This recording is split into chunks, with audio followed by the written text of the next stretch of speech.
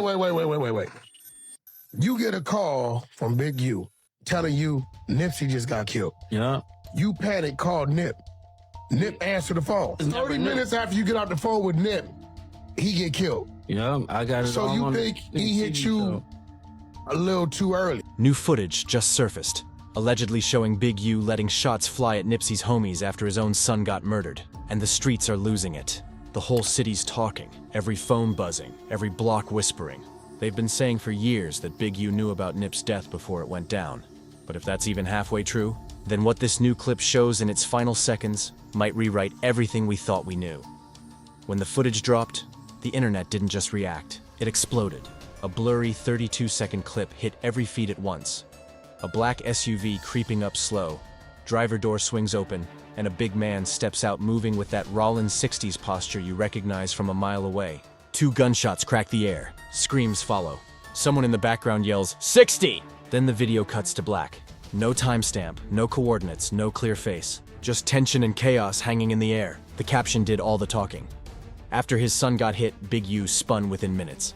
That single line lit every platform on fire. Blogs ran with it, YouTubers dropped frame-by-frame breakdowns, Twitter turned it into proof that one of LA's most respected OGs had finally snapped. Because this wasn't just any random street clip. This looked like Big U.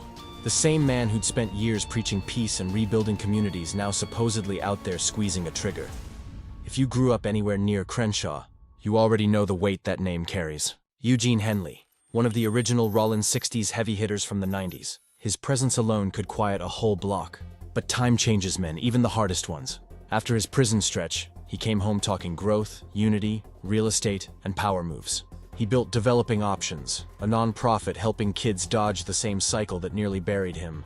The city cut him contracts. Police worked with him. Even Obama sent a letter of recognition. So for the internet to claim he was caught on camera sliding after his son's death, it felt impossible, yet believable enough for everyone to click. Because people love redemption, but they love a downfall even more. To see Big U, the mentor, the motivator, now painted as a grieving father turned avenger, hit deep. The silence after those last gunshots said more than words ever could. To understand why this rumor burned so fast, you gotta rewind. Back when Big U got out around '06, Nip was still that hungry hustler selling mixtapes out his trunk on Slauson. Big U saw the drive in him, the focus, the discipline, and took him in like family. He opened doors, gave him studio time, a couch to crash on, and lessons no label exec could ever teach. For a moment, it was brotherhood, real loyalty under West Coast sun. I heard you telling a story about, that you pretty much, he lived with you at one point. You funded his career early on. Could you talk about meeting Nipsey Hussle? Yep. Yeah, I met Nip 2007, 2006, 2007.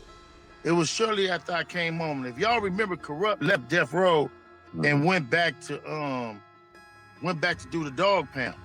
When Corrupt left Death Row and go back to do the Dog Pound, that's when I started looking for. I left and started looking for another artist. That's when I started looking for Nipsey. You didn't just teach Nip about music. He schooled him on the game. Real estate flips, business licenses, and how to keep your hands clean when the block stayed dirty. For a while, they moved like family, the OG and the prodigy, side by side through every grind. But fame has a way of shifting gravity. What once felt balanced suddenly starts pulling apart. When Nip dropped Bullets Ain't Got No Name and later Victory Lap, everything changed. He wasn't just that hungry kid from Crenshaw anymore. He became the face of Buy Back the Block, a symbol of black ownership and power. The light that once shined on Big U now followed Nip everywhere he went. And in LA, that kind of fame can turn love into quiet tension real fast. Out there, politics and pride don't mix easy, they spark. Then came Charleston White, the internet's loudest instigator, hopping on live streams, accusing Big U of extorting Nip, saying he was charging 20 racks a month for protection. According to him, Nip died soon after refusing to pay. The claim hit hard and messy, like truth twisted in gasoline. Everybody know Big U and Nipsey had an argument, homie. Everybody know Big U was shaking Nipsey Hussle down, making him pay protection fee, sorta. Everybody know that's Big U and Whack 100 game over there, homie. To protection fee. Nipsey Hussle got smart and said, I don't wanna pay you $20,000 a month no more, nigga. And Nipsey Hussle come up dead. Wild talk spread fast, but that's Charleston's real gift. Chaos is his hustle. His followers clipped that soundbite and blasted it everywhere until it became gospel to the gullible. Big U fired back, calling him a clout chaser chasing likes, but you can't out-argue the algorithm. Once a rumor hits YouTube, it stops being talk and starts sounding like truth dressed up in edits and thumbnails. So when this new footage dropped, it didn't land in silence. It landed on top of years of half-believed suspicion. Every self-made hood detective turned into a digital CSI overnight. They froze frames, studied tattoos, measured height against streetlights, and slowed the audio trying to catch background voices. The kind of obsession that turns rumors into research. Then came the car talk, people matching SUV rims to ones Big U had been spotted with before. Reddit threads titled, "Proof Big U really spun after his son got hit," stacked up like case files.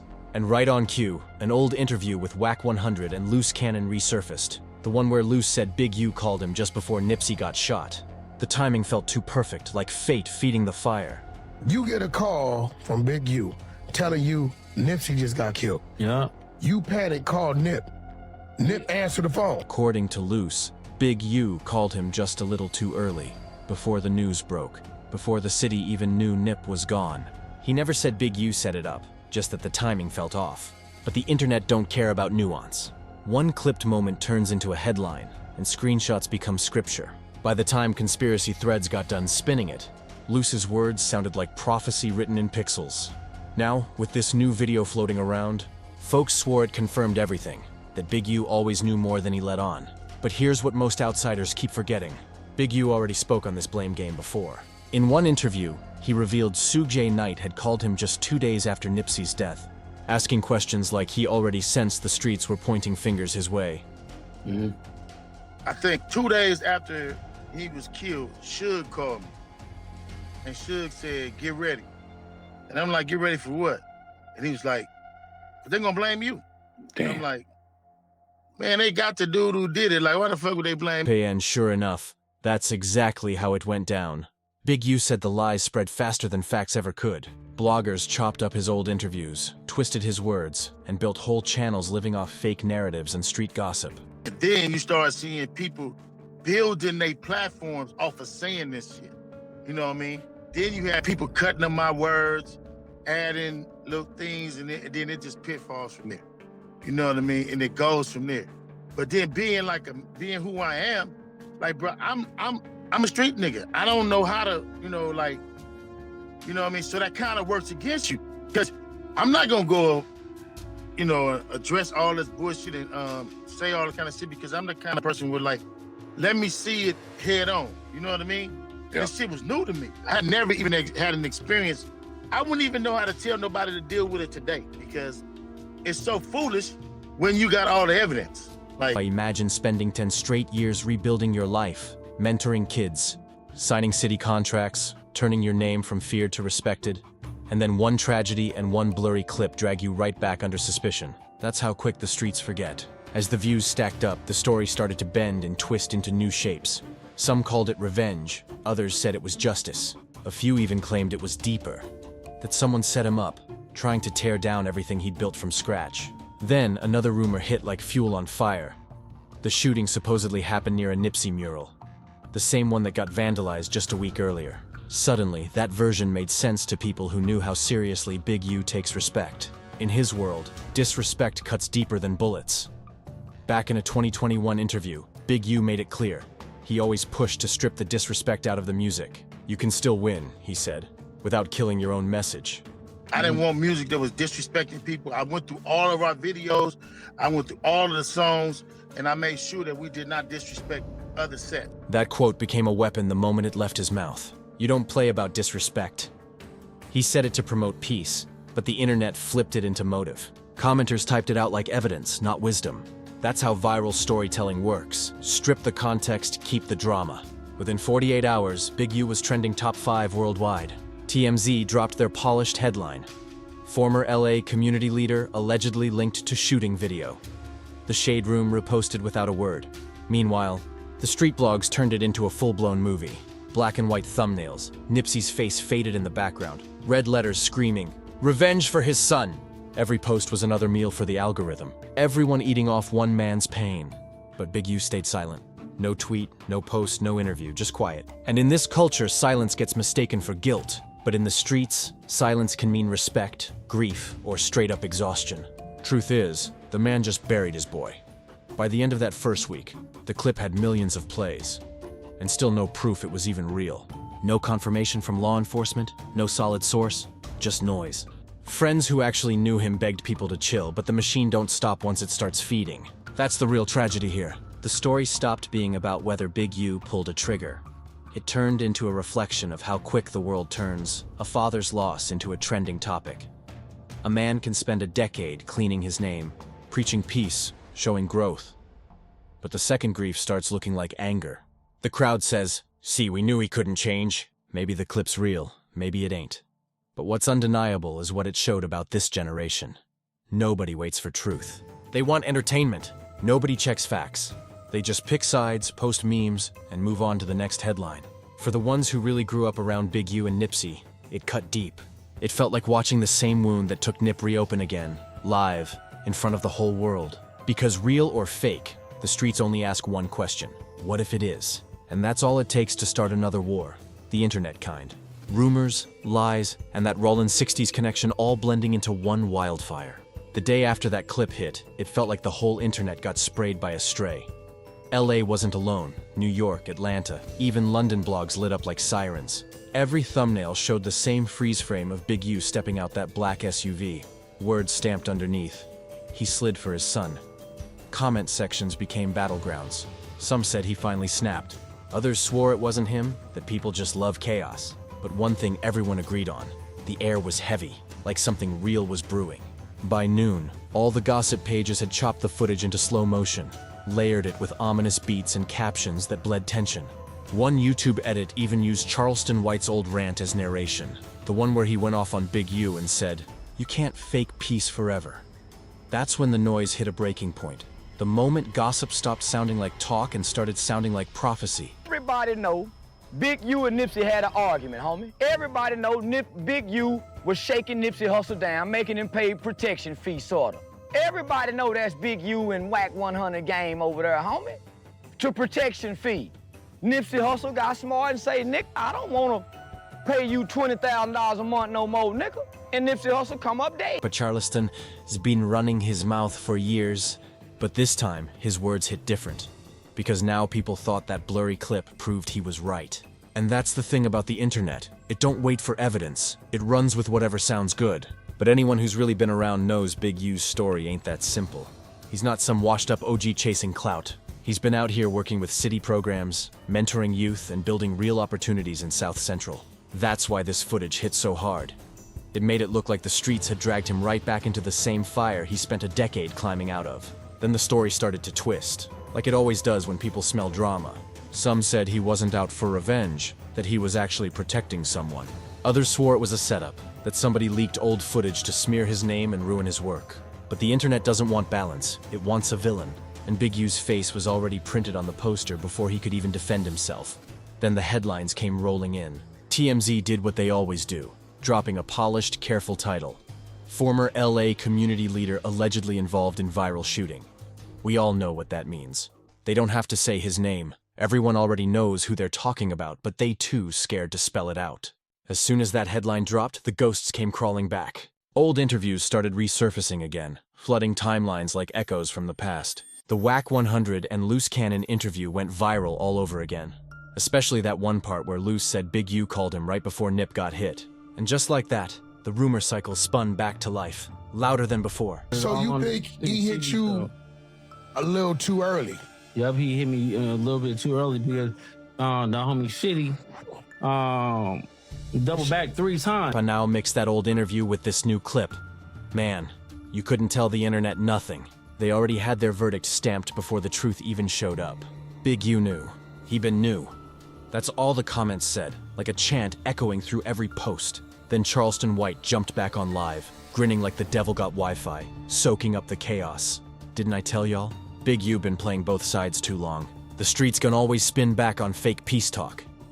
He said it reckless, but that's Charleston's whole lane, provoking pain for views. What made this round different was how many people started agreeing with him.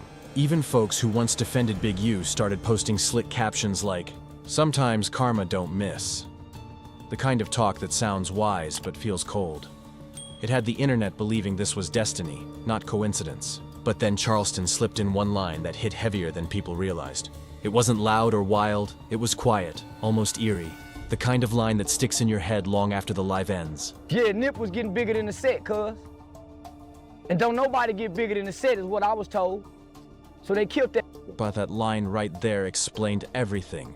Because once Nipsey grew bigger than the block, he shifted the whole balance. And in LA, when balance shifts, somebody always feels like they're losing control. That's just how power works out here. Quiet until it explodes. Then things got stranger. Some blogs claimed the location in that clip was right near one of Nipsey's murals. The same one that got vandalized a few nights earlier. That rumor hit like a match to gasoline. Suddenly, people started pushing a new angle. Big U wasn't spinning for revenge. He was checking disrespect. And that theory caught traction fast because if there's one thing Big U's known for, it's his stance on respect. For years he said it. Respect keeps the peace, but once it's broken, nothing's safe. So when that narrative surfaced, even doubters started thinking maybe the footage wasn't about violence. It was about a message being sent loud and clear. I didn't want music that was disrespecting people. I went through all of our videos, I went through all of the songs, and I made sure that we did not disrespect other sets. And I pushed the line. That quote came back to haunt him fast. Blogs ran with it. He said it himself. He don't play about disrespect. One line became a full-blown motive. By nightfall, Big U's name was trending everywhere, painted as street justice for Nipsey. Even without proof, the internet already had its storyline. Twitter detectives lined up the dots, the timing of his son's death, his silence, the footage, the location, all close enough to sound real. Meanwhile, his circle went quiet. No posts, no defenses. And in the hood, silence always sounds guilty. Then out of nowhere, one of Big U's close homies dropped a 15-second video. Big U sitting in his living room. No filters, no captions. He just stared at the camera and said, "Y'all can't cancel what you didn't create. The truth gon' stand when the camera's off." That line hit like a cold verse after a diss track. Nobody knew who it was aimed at, Charleston, the blogs, or the streets, but you could feel it. He was done talking. Still, the algorithm kept feeding. YouTubers dropped Big U's Double Life Explained, full of dramatic sound effects, while TikTok edits turned his words into villain monologues. Through it all, he stayed silent. No posts, no lives, nothing. That's when paranoia set in. In LA, silence ain't always peace, it's pressure. Whispers spread. If he really slid, we'll find out soon. By week's end, the clip hit over 12 million views. Bloggers got paid, influencers went viral, and truth got buried beneath noise. Nobody could even prove if the video was real. But it didn't matter. Online, the story doesn't need to be true. Just believable enough to trend. By the second week, that clip wasn't just a rumor anymore. It was a movement. The caption burned like gasoline. Big U spins after his son's death. Fake detectives flooded timelines, breaking down the footage frame by frame, talking about lighting angles and ballistics like experts. Bloggers with zero LA ties suddenly turned into gang historians, explaining hood politics like college lectures. But for people who really came from there, this wasn't entertainment, it was trauma on replay. Then came fake breaking news. A phony LAPD Twitter account claimed, Eugene Henley, aka Big U, taken into custody in connection with viral shooting video. In 5 minutes, the tweet hit 50,000 shares. YouTubers celebrated like they cracked the case, but it was pure cap. By the time LAPD released an official statement denying any arrest, the lie had already circled the world. That's how fast the internet runs. Truth can't even lace its shoes before the rumor wins the race. That's when things got dangerous. The talk left the web and hit the streets. People started choosing sides again, old beefs reopened, and neighborhoods pointed fingers like it was 2019 all over. What started as rumor now felt like sparks near a gas leak. Some folks tried to clear his name. A cousin hit a podcast saying, "That video's old." Another friend said the gunshots were added later. But instead of calming things down, it made people double down. Why are they explaining so much if it's fake? One comment read, "When the internet smells blood, even truth looks suspicious." Charleston White wasn't letting go either. He hopped back online, chest out, ranting loud, and that alone pulled 1 million views. While others grieved, he cashed in on the chaos. The wild part? People ate it up. They turned pain into playlists. Charleston was trolling, but his words stung because they hit where it hurt. When he said, "The hood killed Nip," he didn't mean bullets. He meant envy, ego, and how fame never sits easy on the block. But context don't matter online. People clipped that line, threw it under the video, and called it proof. Then day 15 hit, and everything flipped. A longer version of the footage dropped. Clearer, sharper. Now there were 3 men in frame, not one. The guy they swore was Big U, shorter, smaller build, chain swinging opposite. Then a voice yelled, "Back up!" He's not breathing. It wasn't a hit. It looked like a fight gone wrong, maybe even an accident. And just like that, all the blogs that swore they had the real story went ghost. Because once the truth stopped trending, nobody wanted it anymore. Tech heads on Reddit ran metadata scans and exposed everything. The timestamp read March 2023, years before Big U's son was even killed. All those so-called exclusive leaks and breaking news clips? Pure fabrication. A recycled, re-edited moment turned into a viral lie, but the damage was already done. Sponsors backed out of his youth programs, politicians vanished overnight, and the city started reviewing developing options funding. One clip erased a decade of work. Even when the truth started crawling back, nobody cared. One comment said it best: "Facts don't trend, drama does."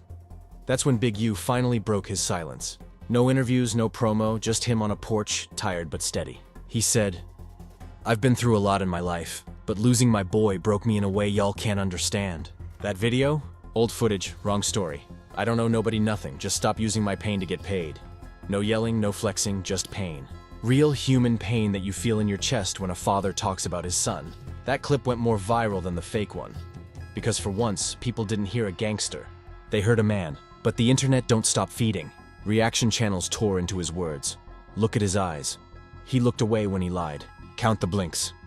They looped his last line, "Don't make me regret it," and turned it into a TikTok sound for fight edits. His grief became just another meme. And that right there showed the real truth.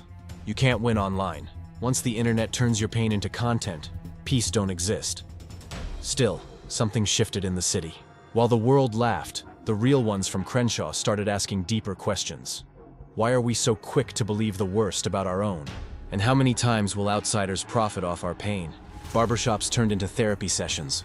Even some of Nipsey's people admitted off-camera that maybe it was time for the streets to heal instead of hunt. A few nights later, a mural appeared on Slauson and 60th, 2 figures painted in shadow. No captions, no names, just silence that said everything. Nipsey with wings, Big U looking up at him. Between them, the words read, "Pain don't make you weak. It reminds you who was watching when you broke." No signatures, no tags. Some said a local artist did it, others claimed Big U commissioned it himself. Either way, that mural hit harder than any headline. For once, people stopped typing and just stood still. Weeks passed, the noise faded. No arrests, no new footage, just quiet. But the story never truly left because nothing dies online. A rumor don't disappear, it just gets archived. Now if you search Big U, that fake clip still comes up first. Even with proof it's old, folks still comment, "He looked guilty." That's the world now, where perception is truth, and truth don't sell. The saddest part? This ain't just about Big U. It's about every hood legend who tried to clean their name, build peace, or flip the narrative. No matter how far they go, both the streets and the internet stay waiting for a stumble. One wrong frame, one rumor, and a legacy turns into content. Nipsey once said, "The real ones don't gotta prove nothing. The streets gon' vouch." But not anymore. The streets don't vouch now. The algorithm does, and it don't care about redemption. It just wants blood and clicks. So maybe the clip was fake. Maybe old. Maybe edited, but the reaction, the way people rushed to believe it, that was real. And it showed something ugly about this new culture. We don't wait for truth. We don't question. We just scroll, react, and refresh. Deep down, people love watching their heroes fall. And when they do, we don't mourn, we monetize. Now that clip's buried somewhere online, and Big U's back laying low. But the city still feels that tension. Every mural, every verse, every whisper echoes the same wound that started the day Nipsey got shot. LA still stuck in that loop, trying to decide if it learned anything. And maybe that's the real story. Not if Big U fired shots, but how the world reacted when they thought he did. Because once the internet paints you as the villain, even the truth can't wash you clean. If you felt this one, hit that like, drop your thoughts in the comments, and keep watching for more.